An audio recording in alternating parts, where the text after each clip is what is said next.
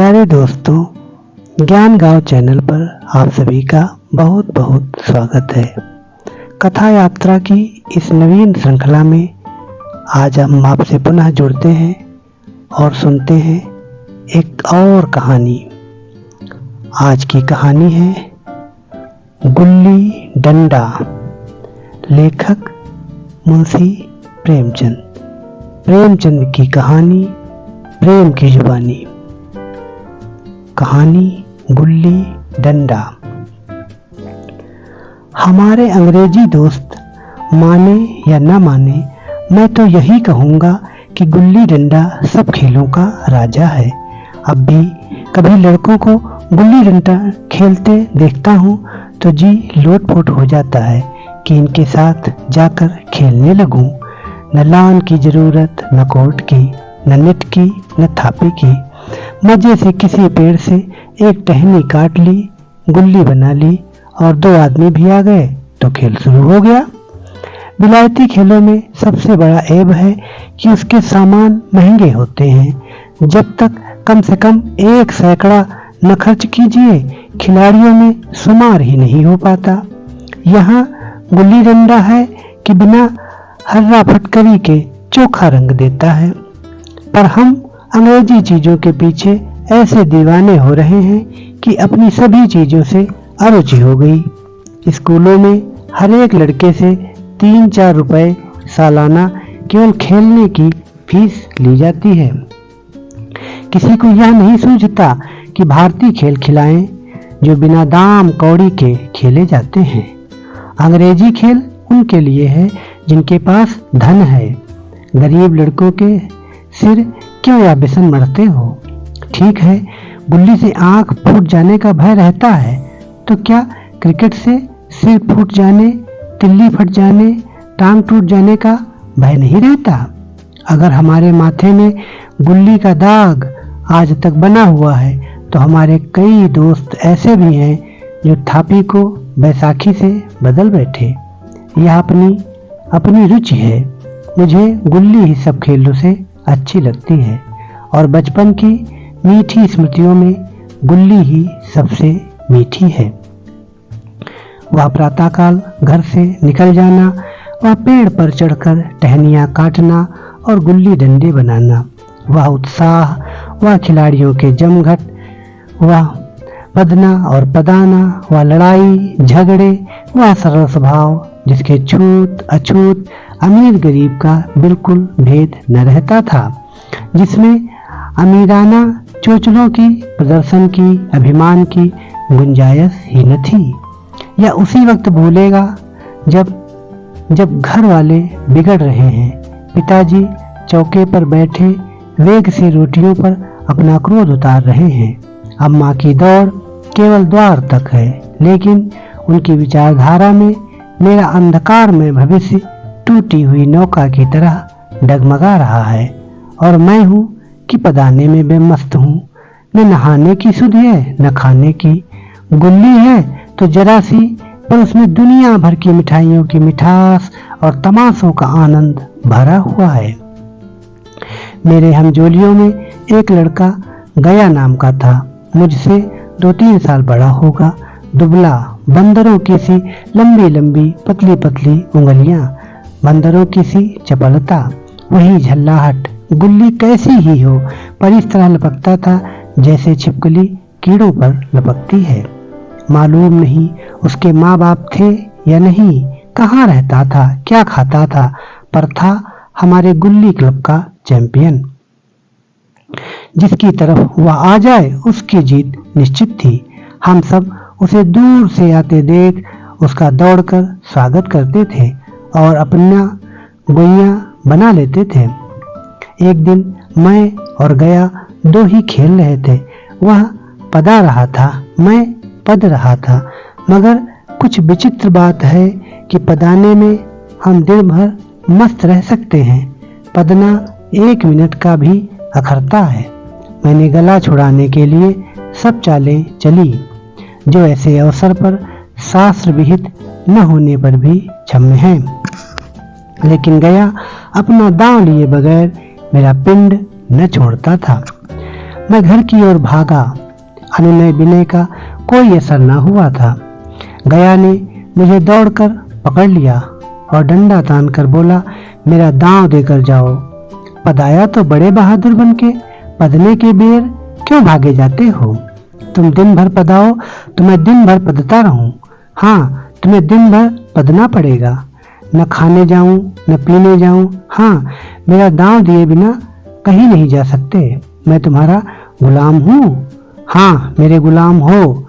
मैं घर जाता हूँ, देखो मेरा क्या कर लेते हो। घर कैसे जाओगे? कोई दिल लगी है? दांव दिया है, दांव लेंगे।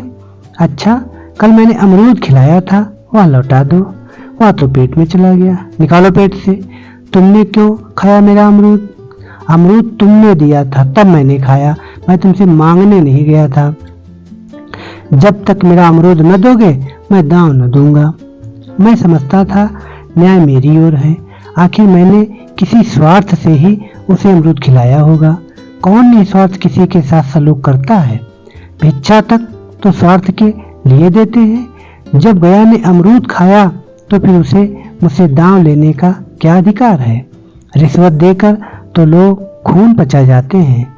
यह मेरा अमरूद यूं ही हजम कर जाएगा? अमरूद पैसे के 5 वाले थे जो गया के बाप को भी नसीब न होंगे। यह सरासर अन्याय था। गया ने मुझे अपनी ओर खींचते हुए कहा, मेरा दांव देकर जाओ। अमरूद समरूद मैं नहीं जानता। मुझे न्याय का बल था, वह अन्याय पर डटा हुआ था। मैं हाथ छुड़ाकर भागना चाहता था, वह मुझे जाने न देता। मैंने उसे गाली दी, उसने उससे कड़ी गाली दी और गाली ही नहीं एक चांटा जमा दिया। मैंने उसे दांत काट लिया, उसने मेरी पीठ पर डंडा जमा दिया। मैं रोने लगा। गया मेरे इस अस्त्र का मुकाबला न कर सका। मैंने तुरंत आंसू पोंछ डाले, डंडे की चोट भूल गया और हंसता हुआ घर जा पहुंचा। मैं थानेदार का लड़का एक नीच जात के लौंडे के हाथों पिट गया। वह मुझे उस समय भी अपमानजनक मालूम हुआ, लेकिन घर में किसी से शिकायत न की। उन्हीं दिनों पिताजी का वहां से तबादला हो गया। नई दुनिया देखने की खुशी में ऐसा फूला कि अपने हमजोलियों से बिछुड़ जाने का बिल्कुल दुख न हुआ। पिताजी दुखी थे, वह बड़ी आमदनी की जगह थी। अम्मा जी भी दुखी थी, यहाँ सब चीज सस्ती थी और मोहल्ले की स्त्रियों से घराव सा हो गया था। लेकिन मैं सारे खुशी के फूला न समाता था। लड़कों में जीट उड़ा रहा था। वहाँ ऐसे घर थोड़े ही होते हैं, ऐसे ऐसे ऊंचे घर हैं कि आसमान से बातें करते हैं। वहाँ के अंग्रेजी स्कूल में कोई मास्टर लड़कों को पीटे तो उसे जेल हो जाए। मेरे मित्रों की फैली हुई आंखें और चकित मुद्रा बदला रही थी कि मुझसे उनकी निगाह में कितनी स्पर्धा हो रही थी।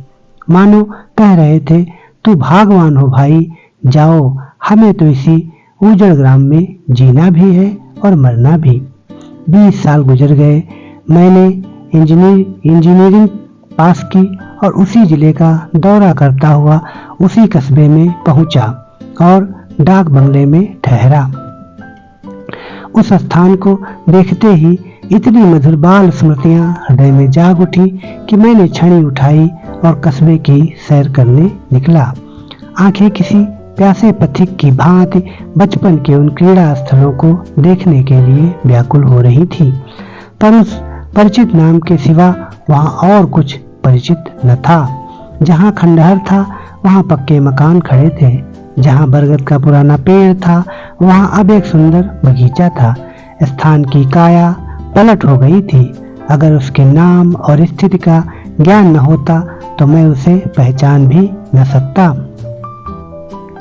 बचपन की संचित और अमर स्मृतियां बाहें खोले अपने उन पुराने मित्रों से गले मिलने को अधीर हो रही थी। मगर वह दुनिया बदल गई थी। ऐसा जी होता था कि उस धरती से लिपटकर रोऊं और कहूं, तुम मुझे भूल गई, मैं तो अब भी तुम्हारा वही रूप देखना चाहता हूँ।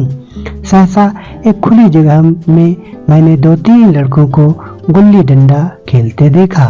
एक क्षण के लिए मैं अपने को बिल्कुल भूल गया कि मैं एक ऊंचा अफसर हूँ। साहिबी ठाठ में रौब और अधिकार के आवरण में जाकर एक लड़के से पूछा, क्यों बेटे, यहाँ कोई गया नाम का आदमी रहता है? एक लड़के ने गुल्ली डंडा समेटकर सहमे हुए स्वर में कहा, कौन गया? गया चमार। मैंने यूं ही कहा, हाँ हाँ वही। गया नाम का कोई आदमी है तो शायद वही हो। हाँ है तो जरा उसे बुला सकते हो? लड़का दौड़ता हुआ गया और एक क्षण में एक 5 हाथ के काले देव को साथ लिए आता दिखाई दिया। मैं दूर से ही पहचान गया। उसकी ओर लपकना चाहता था कि उसके गले लिपट जाऊं, पर कुछ सोचकर रह गया। बोला, कहो गया, मुझे पहचानते हो?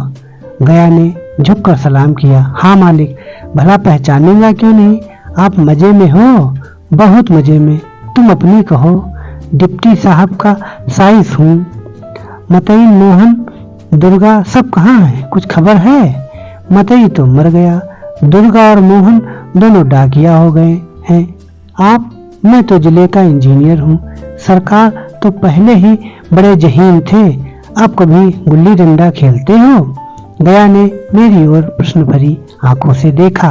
अब गुल्ली डंडा क्या खेलूंगा सरकार, अब तो धंधे से छुट्टी नहीं मिलती।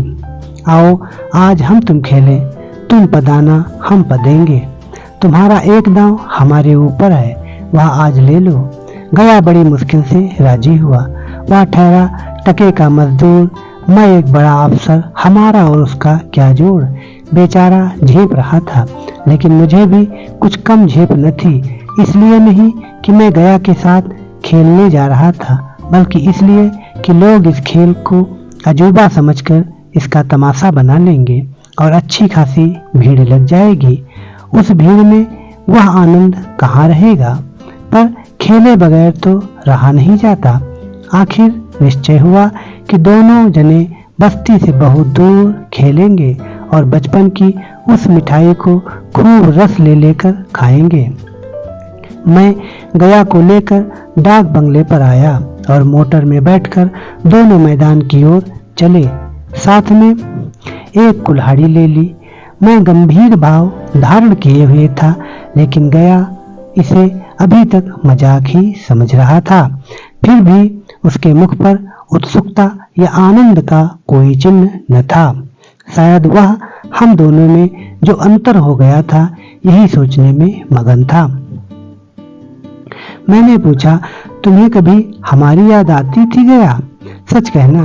गया झेपता हुआ बोला, मैं आपको याद करता हुजूर, किस लायक हूँ। भाग में आपके साथ कुछ दिन खेलना बदा था, नहीं मेरी क्या गिनती। मैंने कुछ उदास होकर कहा, लेकिन मुझे तो बराबर तुम्हारी याद आती थी। तुम्हारा वह डंडा जो तुमने तान कर जमाया था, याद है ना? गया ने पछताते हुए कहा, वह लड़कपन था सरकार, उसकी याद ना दिलाओ। वाह वाह, वह मेरे बाल जीवन की सबसे रसीली याद है। तुम्हारे उस डंडे में जो रस था, वह तो अब न आदर सम्मान में पाता हूँ, न धन में। इतनी देर में हम बस्ती से कोई 3 मील निकल आए। चारों तरफ सन्नाटा है। पश्चिम और कोसों तक भीमताल फैला हुआ है, जहाँ आकर हम किसी समय कमल पुष्प तोड़ ले जाते थे और उसके झूमक बनाकर कानों में डाल लेते थे। जेठ की संध्या केसर में डूबी चली आ रही है। मैं लपक कर एक पेड़ पर चढ़ गया और एक टहनी काट लाया। चटपट गुल्ली डंडा बन गया। खेल शुरू हो गया। मैंने गुच्ची में गुल्ली रखकर उछाली। गुल्ली गया के सामने से निकल गई।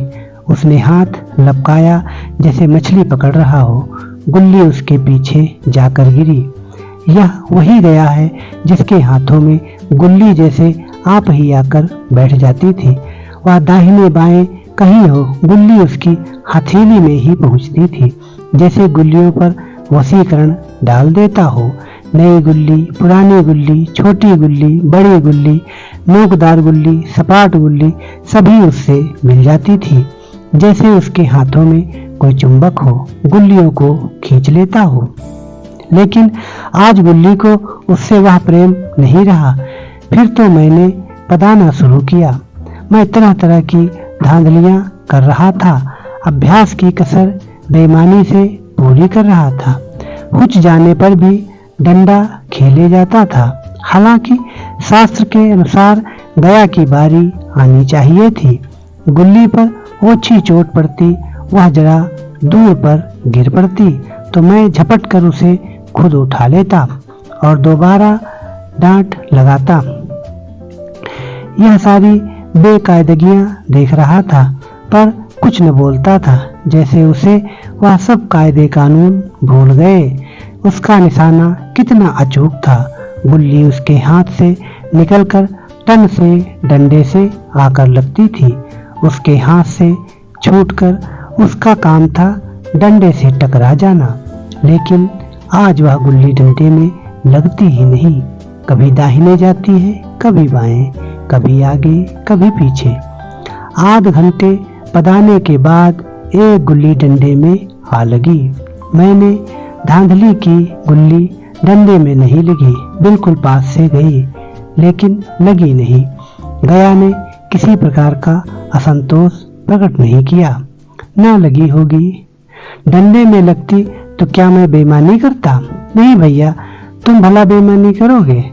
बचपन में मजाल था कि मैं ऐसा घपला करके जीता बचता, यही गया गर्दन पर चढ़ बैठता। लेकिन आज मैं उसे कितनी आसानी से धोखा दिए चला जाता था।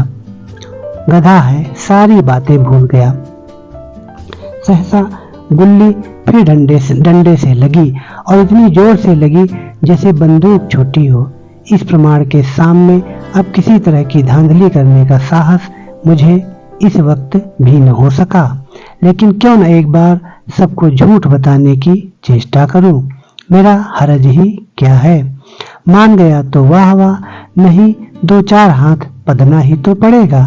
अंधेरा का बहाना करके जल्दी से छुड़ा लूंगा, फिर कौन दांव देने आता है। गया ने विजय के उल्लास में कहा, लग गई लग गई। टन से बोली। मैंने अनजान बनने की चेष्टा करके कहा, तुमने लगते देखा? मैंने तो नहीं देखा। टन से बोली है सरकार, और जो किसी ईंट से टकरा गई हो।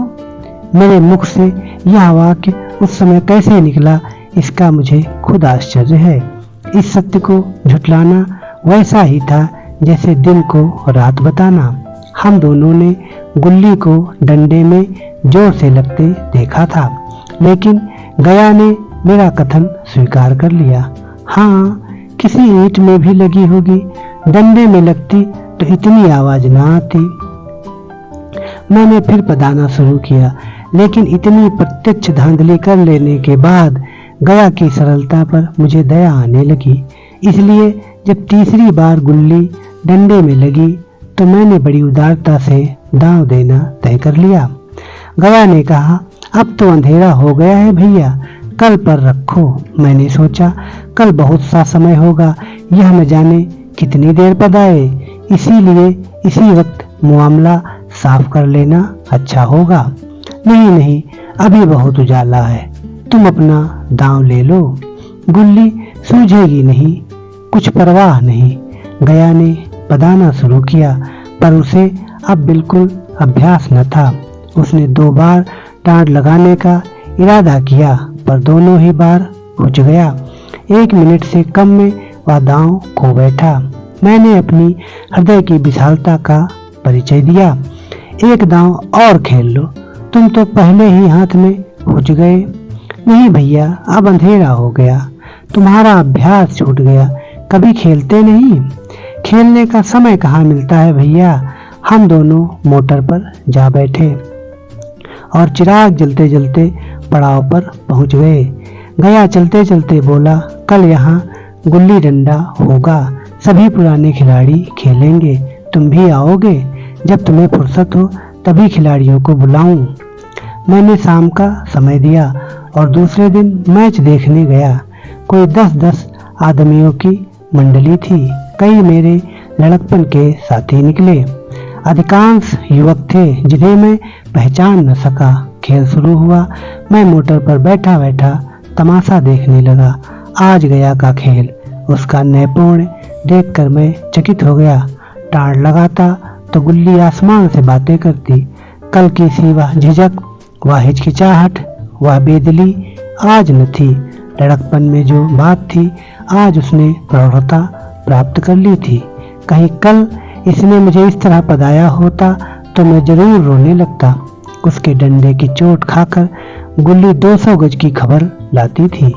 पदने वालों में एक युवक ने कुछ धांधली की। उसने था गुल्ली जमीन में लगकर उछली थी। इस पर दोनों में ताल ठोकने की नौबत आई है। युवक दब गया। गया का तमतमाया हुआ चेहरा देखकर डर गया। अगर वह दब न जाता तो जरूर मारपीट हो जाती। मैं खेल में न था, पर दूसरों के इस खेल में मुझे वही लड़कपन का आनंद आ रहा था जब हम सब कुछ भूलकर खेल में मस्त हो जाते थे। अब मुझे मालूम हुआ कि कल गया ने मेरे साथ खेला नहीं, केवल खेलने का बहाना किया। उसने मुझे दया का पात्र समझा। मैंने धांधली की, बेईमानी की, पर उसे जरा भी क्रोध न आया, इसलिए कि वह खेल न रहा था, मुझे खिला रहा था, मेरा मन रख रहा था, पर मुझे पदाकर मेरा कचूमर नहीं निकालना चाहता था। अब मैं अफसर हूँ, यह अफसरी मेरे उसके बीच में दीवार बन गई है। मैं अब उसका लिहाज पा सकता हूँ, अदब पा सकता हूँ, साहचर्य नहीं पा सकता। लड़कपन था तब मैं उसका समकक्ष था।